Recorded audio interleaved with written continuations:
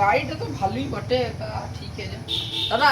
এই যে গাড়িটা দেখছো, এই গাড়িটা হচ্ছে BS4 এর গাড়ি, HF deluxe, hero HF deluxe. FI নয় কিন্তু, এমনি নর্মাল। কত সিসি?